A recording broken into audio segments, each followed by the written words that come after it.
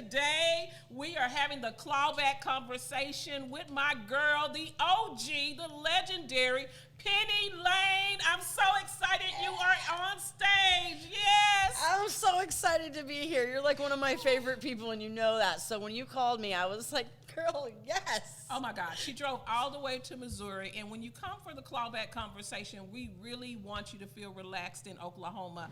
But this isn't your first time here, right? It is not. I come to Oklahoma a few times a year, every year, to work with the Oklahomies. Yeah, exactly. And so she's so dedicated. I was so grateful that we were able to snatch just a little bit of her time. We're going to cover everything. I mean, she knows where the bodies are buried, and I'm really excited to share the stage with her once again, because we did the Oklahoma Cannabis Music Awards. We did, and it was a great show. It was our first stage hosted together. Mm-hmm. It's the first of many. Yes. Because that's not a one and done, baby. Ooh. Girl.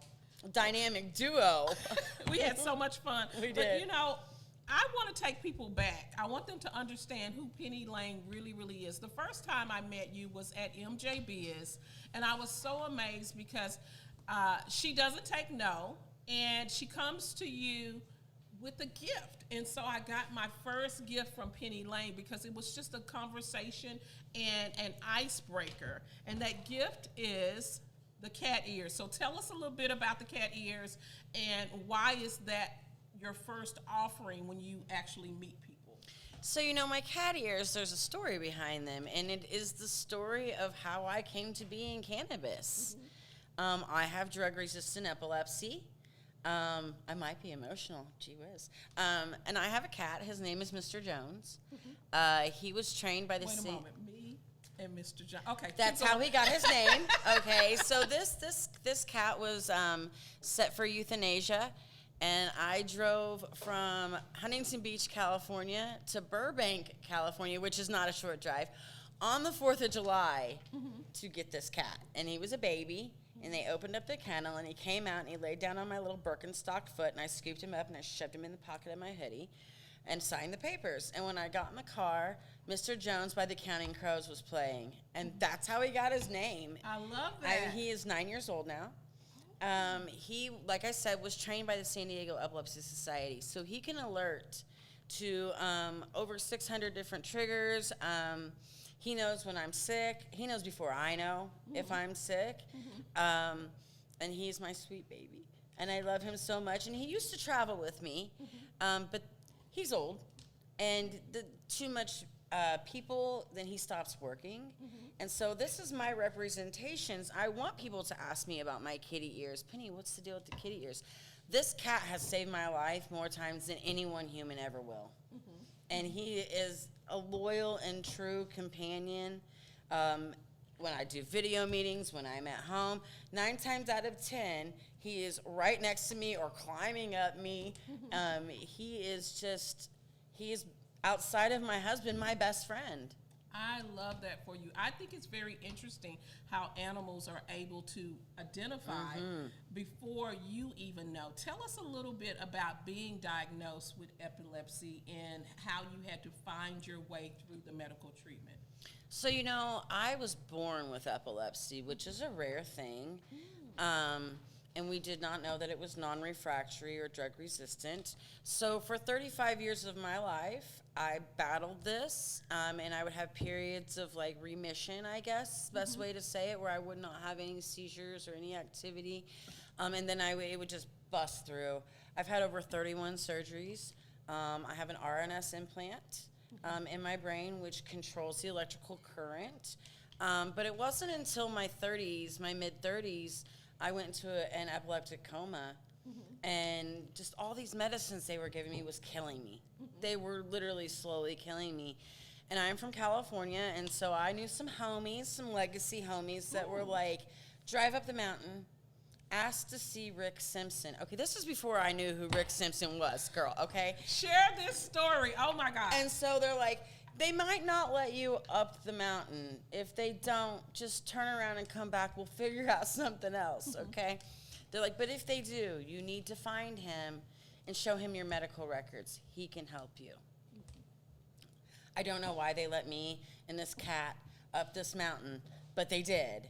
and I presented him a file box of medical records, which spanned maybe a year and a half of treatment. Oh, wow. And he says, "Oh, I can help you." And He knew just like that he did. from your medical records. I like that. He's Rick Simpson's a genius. He created RSO to cure cancer, and it did. So, but I didn't know who Rick Simpson was, and I didn't know anything about the cannabis industry. I knew that I was sick, and I wanted to be well, and I was going to die if I didn't find an answer.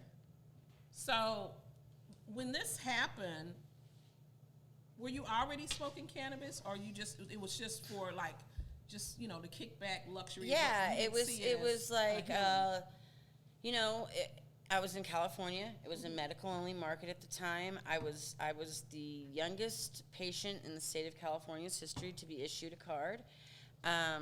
So, you know, we all got the cards because we wanted to go to the dispensary, okay? Right. You wanted to get in the door. We weren't thinking about, this is what's wrong with me, and how am I going to treat it with this amazing plan. It was, I want to go to the dispo. And so, yeah, it was like the new Cavi cone drops. Let me go buy that and like see what, you know, T-Pain put in this roll. You know what I mean? So it really was like a luxury, like a flex, because I got it before you got it, you know? Right. After I spent time in Humble and Eureka with Rick Simpson, and I got to meet Frenchie Cannoli, and I got to meet Swami. You know, these are the legends, okay? I got to meet Jack Harrer, and all these men collectively have played an enormous part in my treatment, in my healing. But Western medicine, because of insurance, you have to continually be treated. And this was, you know, at a time where it wasn't acceptable to just be a plant-based patient. Right. So, even in California. Even in California. And so, because you could be denied medical care. And so I traveled to Germany, to Luxembourg, and saw an amazing geneticist there who ran tests on me for 8 weeks and came back and told me I was an X-Man, that all my traits were recessive. And she said, you know, have you ever thought about just plant-based medicine? And, you know, light bulb moment, obviously, because I had just had this experience up the mountain. And that it kind of like lit a fire inside of me that I'm not the only one. I know I'm not the only one. I mean, I spent endless amount of time fighting with insurance companies, Social Security. Oh my God. You know, like I can't be the only person out here that's dealing with this. And they're like, but you're so young. And I'm like, I can't be the only one. And so that really pushed me into, I guess, advocacy. But more so than advocacy, it was a journey of self-learning. I needed to learn everything I could learn about this plant from the people who knew everything there was to know, which of course is our legacy, you know? And so that's really how cannabis started for me. It was a quest to live. But before all that, before OG Penny Lane, what did you used to do? Because people don't even realize just how talented you are in a huge scope of just knowledge. Because like for me, my background is real estate, but when they meet me, most of the time people just see cannabis. What did you used to do before all of this happened? So for 7 years, I was an A&R attorney for Sony Records. I toured with some of the biggest names in the business still today. I made sure that their copyright wasn't infringed upon and that they were going to get paid for their work, whether it was, you know, when you get on YouTube, you see a little eyeball with a line through it because it's copywritten work. I'm responsible for the eyeball. Oh. Because that artist wasn't going to get paid. Somebody's posting their copywritten work and they got 80 million views in 6 hours. They're getting paid. But that artist wasn't going to get paid. So that's what I did. I wrote the copyright on hundreds of albums. That is so cool because, you know, music has changed so much with streaming and downloading and all of those things. Can you, as where you are right now with cannabis, could you even imagine how the industry was going to change like that from being an attorney at Sony? No, not at all. You know, in the music industry, when I was in the music industry, we were pressing records. We were recording in the studio. We didn't yes, we had cell phones, obviously, but we didn't have the programs that you have now, where if you're in your car and you want to drop some bars, you can pick a beat and it's on. You know, it was physical music being produced. There's no way I could have ever imagined that, like, even for myself, radio was a huge thing for me. Right. Especially traveling. And not that we don't listen to the radio, but we plug in our phone to the Apple CarPlay and we play a playlist. It's so funny that you say that. Just watching at Halloween, literally in New York, the 80s was so important. They literally did the whole Thriller dance. I saw it. In the middle. It was awesome. Like, we were there. We did that first. We did do it first. Yes, we did that first. But looking at cannabis and looking at the music industry, you protected their masters, right? Their masters. Yep.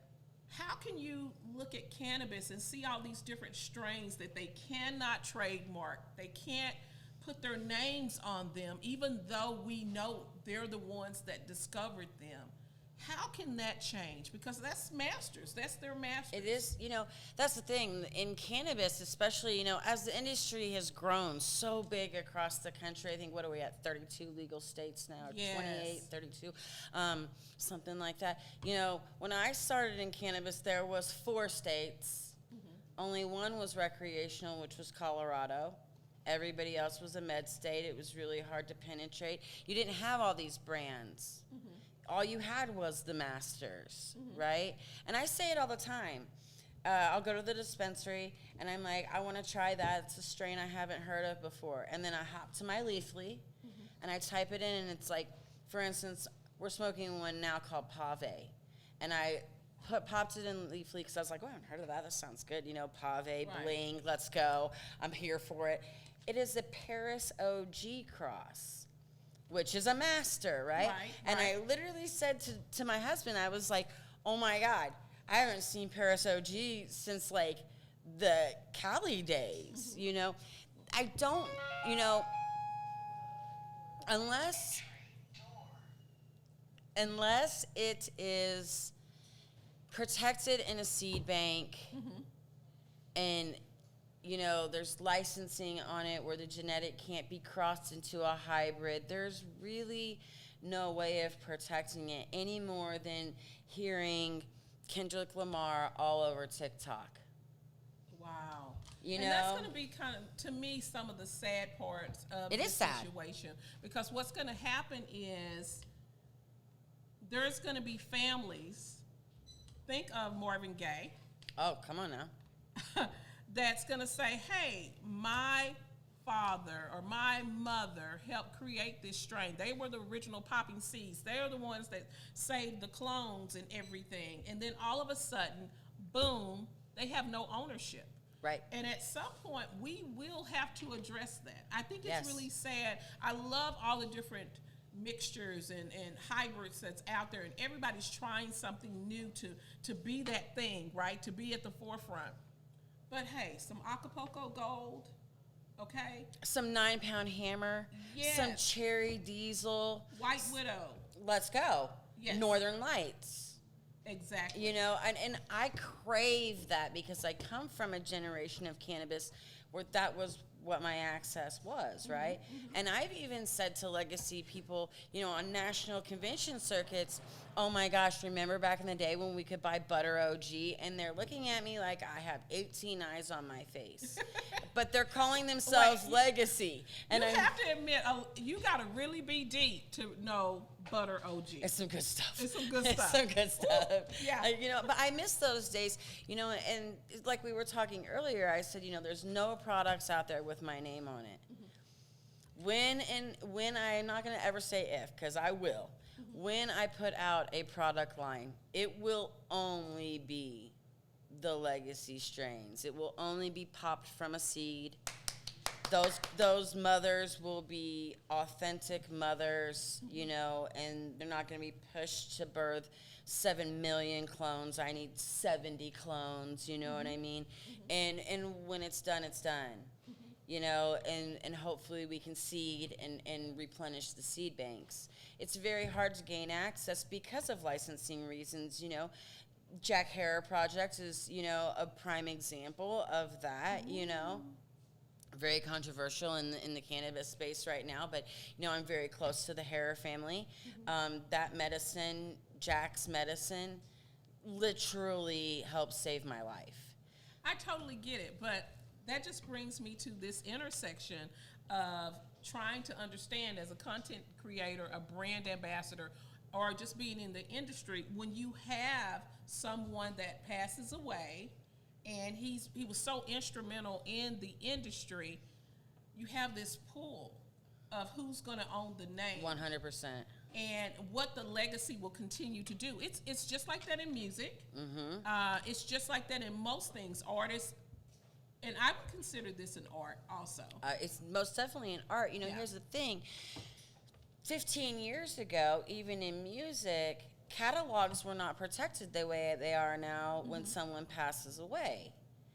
I think that, as public figures in the industry and people with our names on viable products, we kind of have to do our due diligence to know that we're not going to be here forever. Right.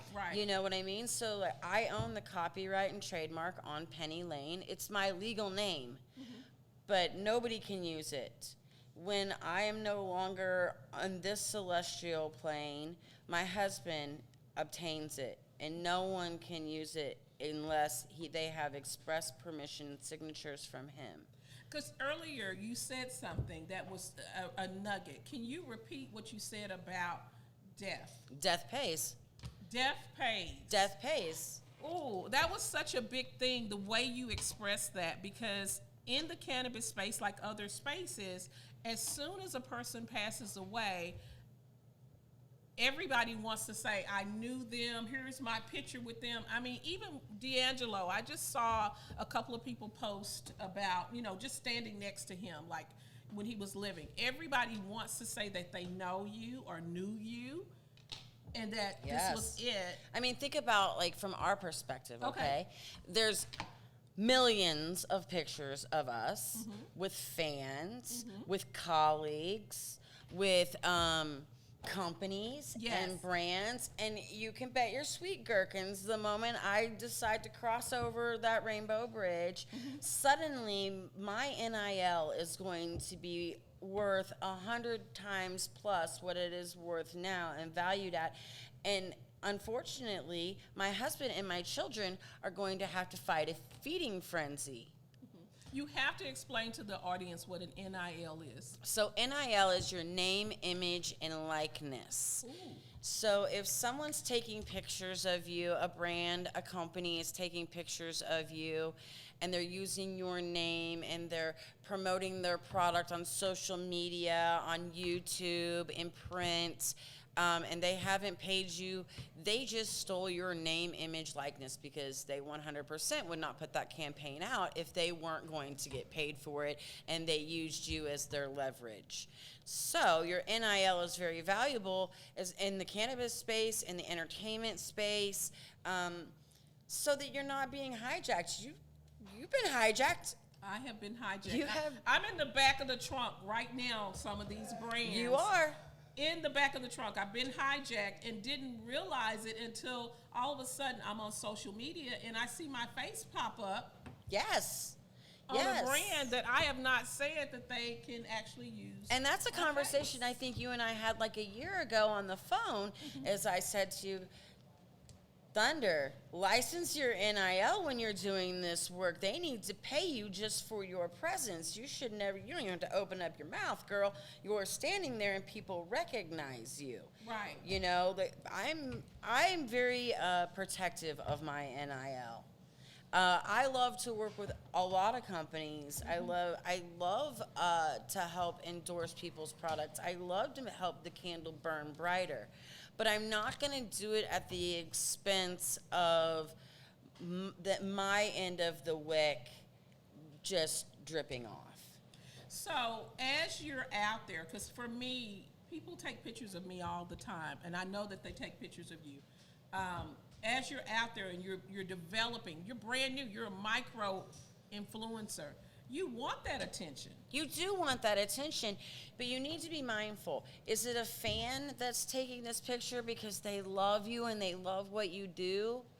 Or is it a brand that's watching your come up and going to sneak in the back door, which I've had happen. I know you've had happen. Yes. And I could probably give you a list of several other influencers, creators, public figures in this space that you know very well that have also had that happen too. And that's something I do a lot with mentorship is like, well, so-and-so published me. Great, what did they pay you?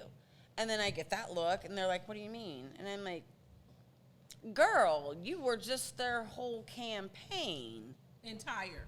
Okay. You know, so you should be getting compensated for that because I promise you Jennifer Aniston got paid for you doing Aveeno hand lotion commercials. Right, exactly.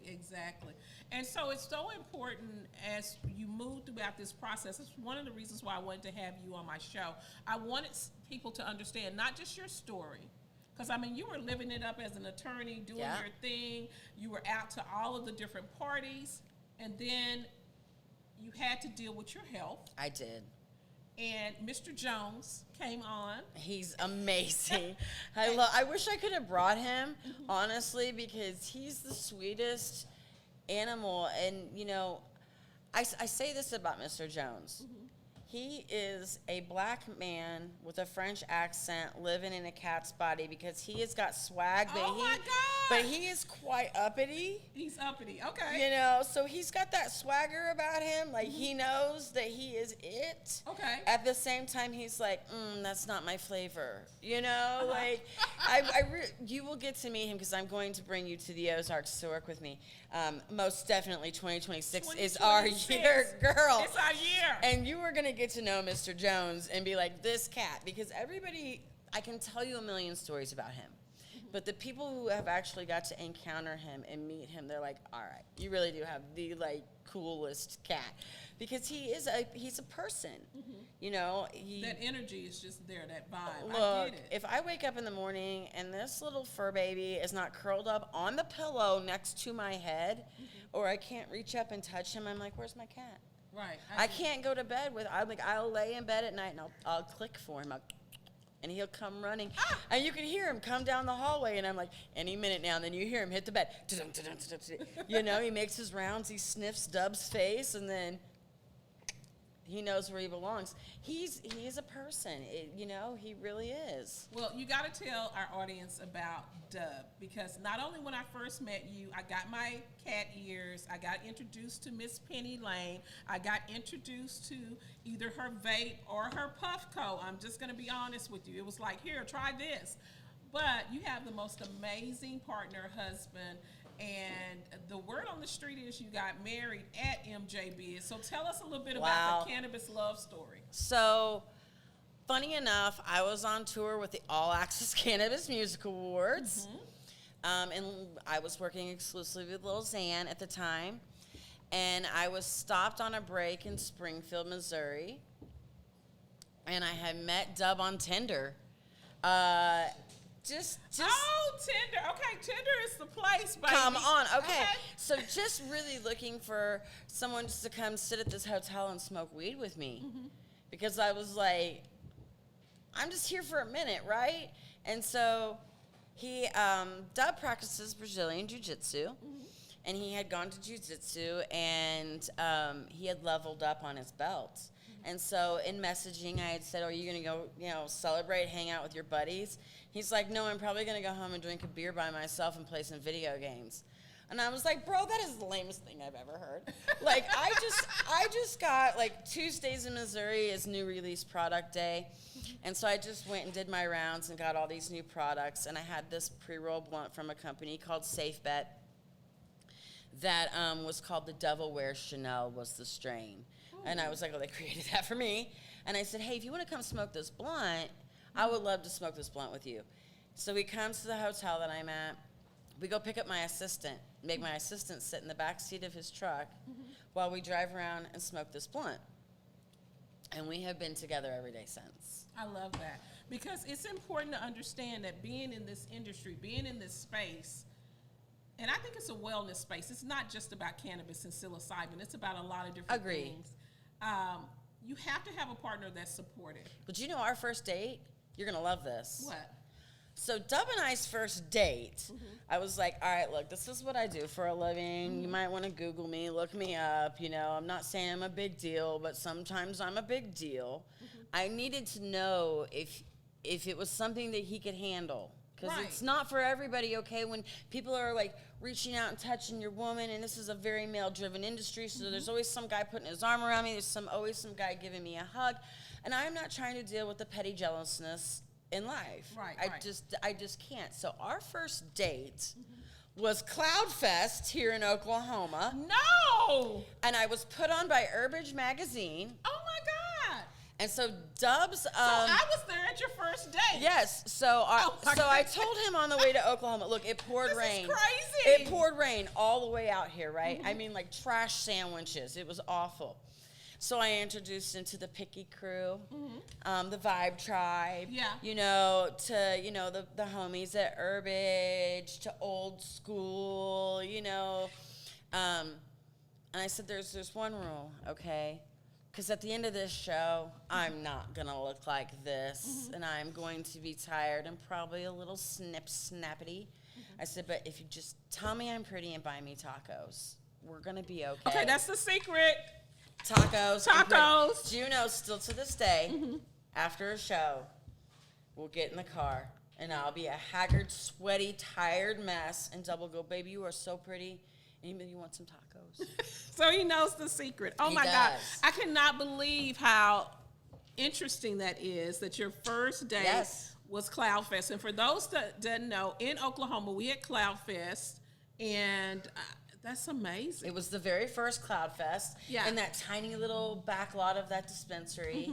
And I had to see if, like, that's a small show, you know what I mean? So I had to see, could he, like, handle it? So then when it came to the wedding, really the mindset behind it was, look, it's the end of the year. Everyone's tapped because we've all been traveling. We've all been, you know, investing in ourselves. And how do I get all of my homies in one spot without costing us a fortune or them a fortune? So I reached out to Kelly Riddle. And Kelly. I was like, can of joint.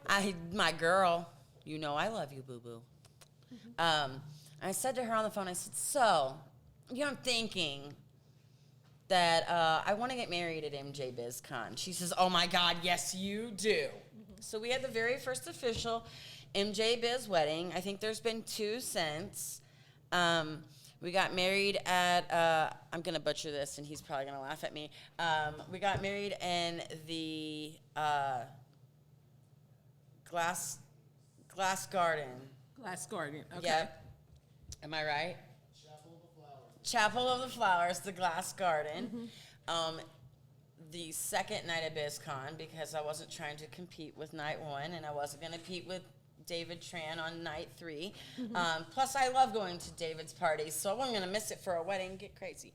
And so the day of our wedding, I was one of the 300 people they chose to sit and listen to Berner give his keynote. I sat and listened to his keynote, went and picked up my wedding dress, and we went and got married.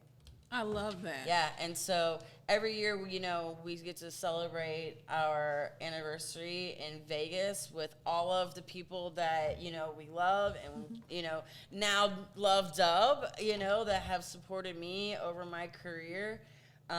It was such a great experience. I have 0 regrets. I would do it again in a heartbeat. I love that. You know, what's crazy about this whole thing of being, in my opinion, one of the original content creators, brands, because your brand is Mary Jane by Penny Lane. That's correct. Being one of the original ones going up the mountain, your story did not end. How do you keep yourself relevant? And also tell our audience, if they're interested in getting into this space, how do they not lock themselves into just one specific, you know, thing? Of course, you love your cat ears. I love my silver boots. That's one of the Girl, things. I love your silver boots, okay? Look, I bought gold boots instead of silver ones for the Neon Boneyard photo shoot because I was like, I can't wear the silver boots. Thank you. I'm like, that is Thunder Walker saying, look, please believe if someone was out here and tried to pop into industry wearing sparkly kitty ears and being all glittery, I would be like, whoa, bro. No.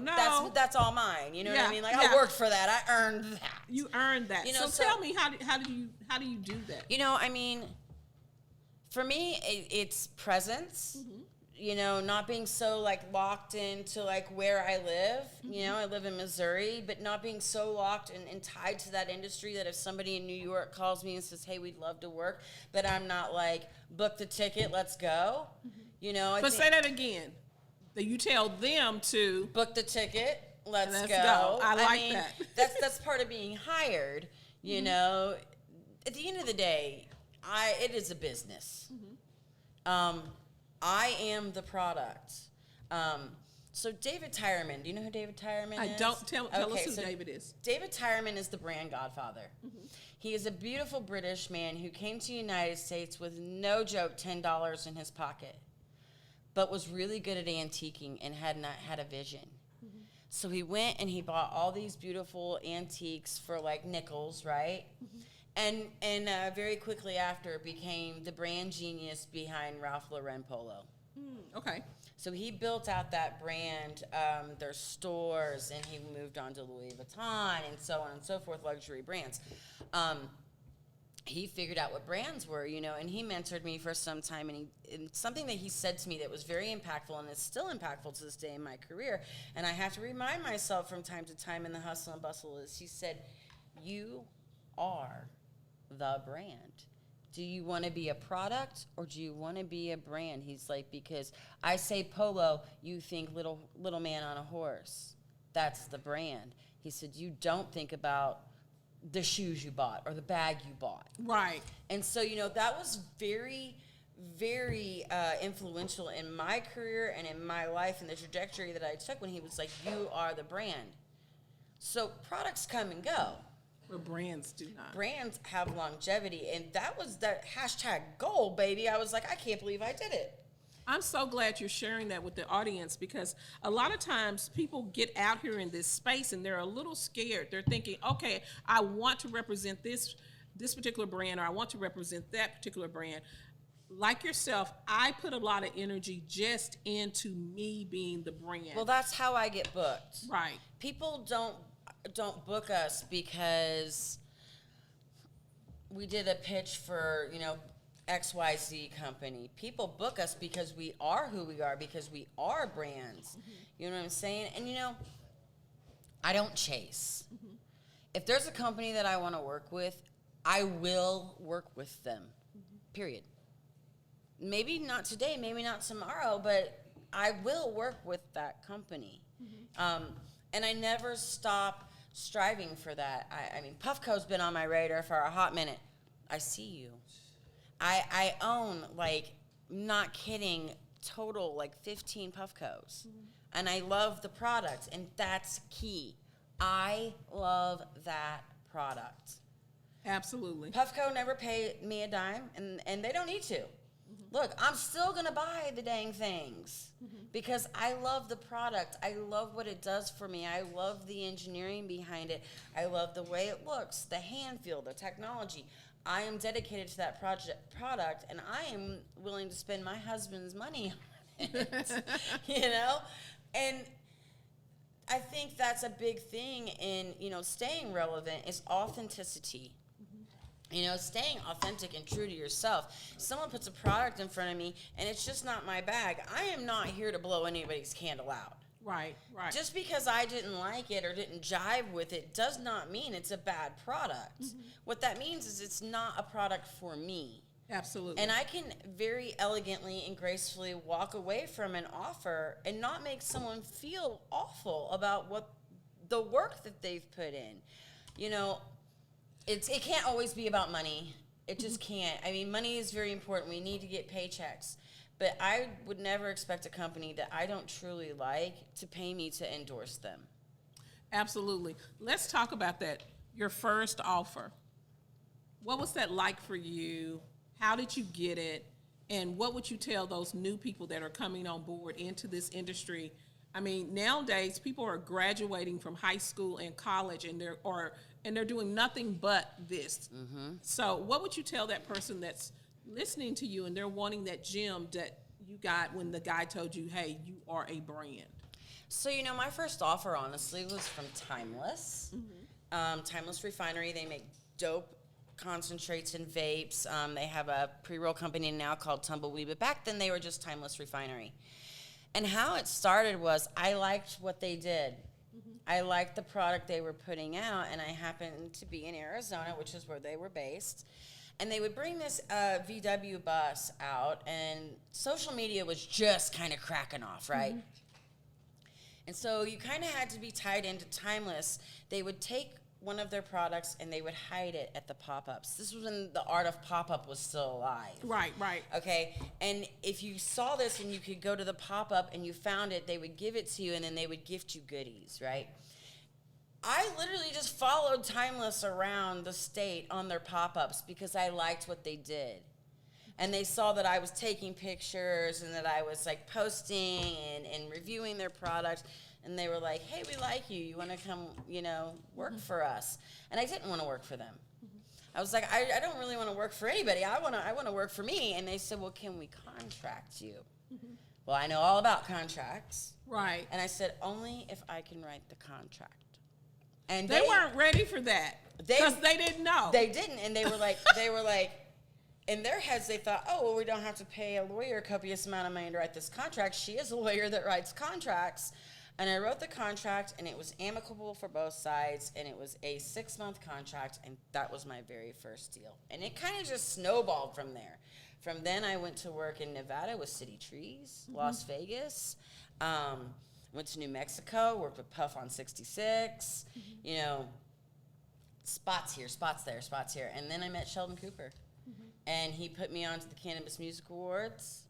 And where I could use my musical influence as well as my cannabis influence. It was all very natural for me. And I think that's why I have relevance for so long, is that I didn't chase it. Like, I just didn't chase it. Just everything kind of, the universe moved in your direction. There have been periods of time where I didn't work. See, I think this is very important because people don't realize whatever talent you currently have, cross-pollinate that with the cannabis space, psilocybin space, or whatever you're doing with wellness, and then boom, you have your magical, perfect position because you already have the knowledge, and it's just a matter of you making that 100%. Work for you. Well, I think, as the industry grows and gets bigger and bigger, we have, emulation where people are like, I'm going to be like Thunder Walker. I'm going to be like Penny Lane. But that's the thing. The industry isn't trying to hear that because there's only one Thunder Walker and there's only one Penny Lane. The industry wants authenticity. And it's a little creepy. It is. It is. It is. It's okay. creepy. It is I'm creepy. just saying. Like, bro, I'm a real person. Like, I live a regular life. I hang out on my purple couch with my cat and my husband, and, eat Cheetos like a regular human being. Like a regular person. I think for people coming into this industry, you gotta love this, okay? Period. You gotta have passion for it, or it will swallow you whole. Absolutely. Now you've worked for some big brands, 40 Tons. I love 40 Tons. You contracted with them. Hall of Flowers. Hall of Flowers. There's just been some major companies that you've worked with. Going from Timeless and over here into these big, huge brands and even access, even being able to do the music awards. What feels different about it? I know the money may be different. I know the spotlight may be different. But something else inside to me feels different. It feels, it's not a positive answer. It feels watered down by comparison, like to 5 years ago, everyone was on fire, right? It was new. Everything was new no matter where you were at, right? It was, everyone still had this passion and this lust for perfection and perfect medicine and the patient and, culture of cannabis. I don't feel like that's there anymore. In a lot of venues, I feel like it's really watered down and it's all about the dollar. It makes me sad. It also makes me very aware of what to say yes to. That's interesting that you say that. And you know, what I think is interesting too is that you and your husband travel from place to place. Yeah. And I love that. You know, me and J-Dub, we travel from place to place also. Do you do that as a safety measure sometimes? Because as you start to grow bigger, I mean, most definitely, I really would love for someone to try to run up on me, especially with Dub standing next to me, because they got it to do. He is the kindest, gentlest human being I've ever met in my life, but he will throat punch someone right now. In the throat. Today. Just please don't touch my wife, right? Right. If he sees I'm bothered in any way, shape, or form, he's gonna be that wall. So yeah, I mean, there is a level of protection and security there, you know. But more so, I think I've never had a partner I could travel with. It's been like me and a team of people that were getting a paycheck to be with me. So of course they were there, you know. Whereas Dove does it because, one, he loves me, but he's also a cannabis consumer. He's also watched how valuable it can be as a medicine by being married to someone who needs it as a patient. And I'm not saying that other patients don't need it, but if I don't have cannabis, I can't just open a bottle of pills and fix it. right, right.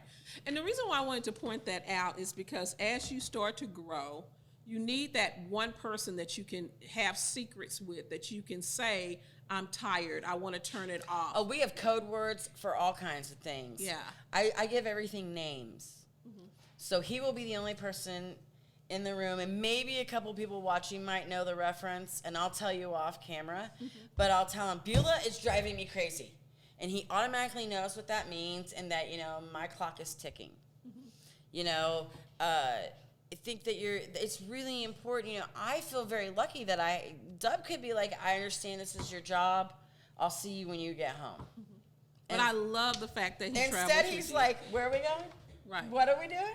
I love that, because as a woman and being in this space, and you've already said that in the original part of this space, it's very male dominant, but you have walked into the rooms and you're the only woman in the room. Many times. Many.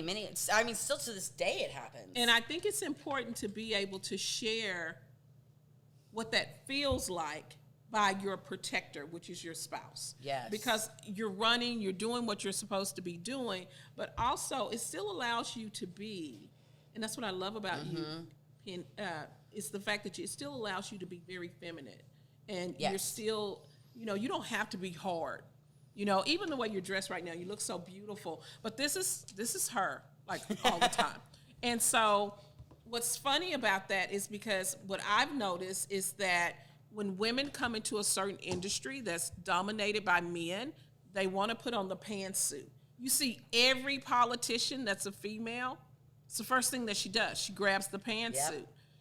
But you didn't choose that. You chose to just be who you are, be very authentic. I would feel so weird in a pantsuit. I feel like I would be so out of my element that I wouldn't know how to function, right? Like, I need to reflect off of whatever lights are in the room, period. I want to blind 30% of the room instantly. I want them to be like, oh shit, there's Penny. There's like, Penny. They know I'm there. There she is. Do you know? So there's a gentleman who works for Vibe and Bic. His name is Joe, and I love him. So last year at MJ Biz, first night, we're at the Sensi party. Ooh. Okay. Yes, ma'am. Okay. I was there. Okay. So I was standing at the doorway talking to Ron, and Joe comes in, and he says, damn it, Penny.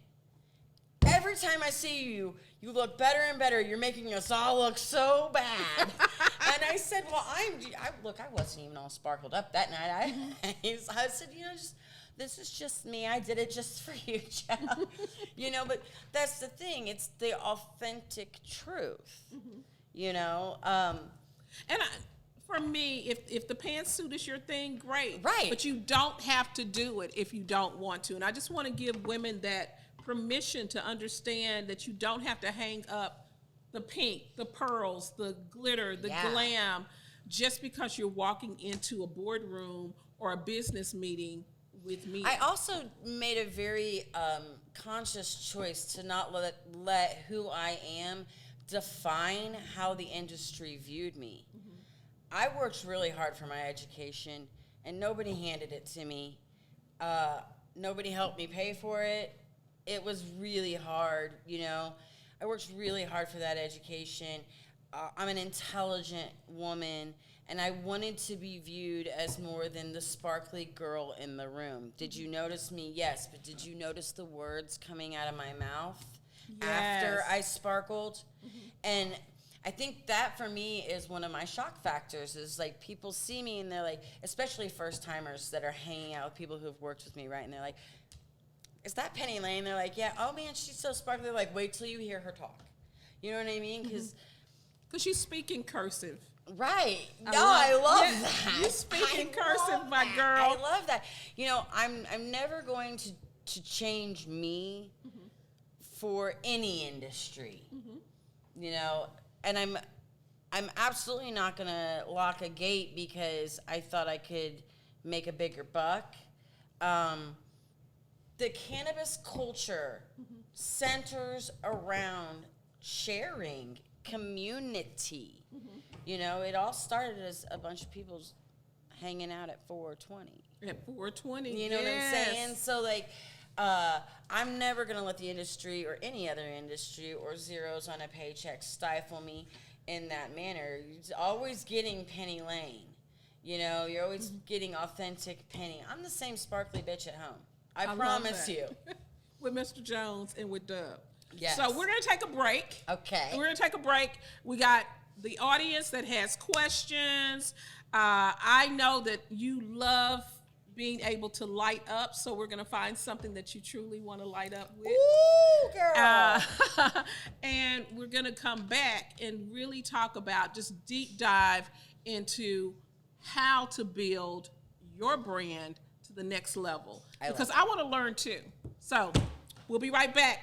It is the Clawback Conversation.